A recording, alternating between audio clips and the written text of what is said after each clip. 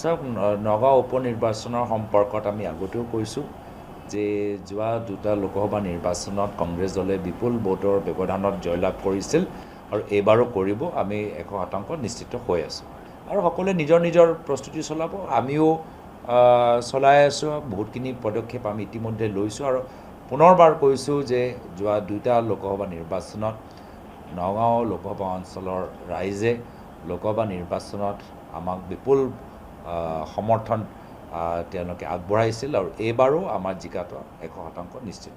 যে নগাঁও লোকসভা সিটটো সদায় কংগ্ৰেছ বিৰোধী আছিল।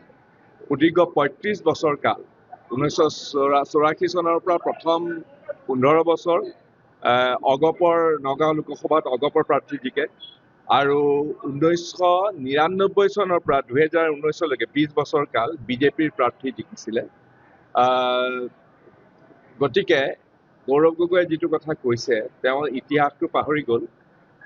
নগাঁৱৰ মানুহে সদায় বিজেপি আৰু অগপৰ লগতে আছে। যেতিয়া কংগ্ৰেছৰ ডাবল ইঞ্জিন চৰকাৰ আছিলে 2001 পৰা 2016লৈকে, তেতিয়াও কিন্তু নগাঁও লোকসভাত কংগ্ৰেছৰ প্ৰাৰ্থী লোকসভাত জিকিব পৰা নাছিলে। গতিকে সেইকাৰণে মই কৈছোঁ তেওঁ যিটো কথা কৈছে সেইটো অমূল্য হয়। 19ত জিকিলে 24ত জিকিলে সেইটো বেলেগ কথা, কিন্তু এইবাৰ নিৰ্বাচনত নগাঁও লোকসভাৰ সৰ্বসাধাৰণ ভোটদাতা ৰাইজে বিজেপি দলৰ প্ৰাৰ্থীকে আঁকোৱালি ল'ব আৰু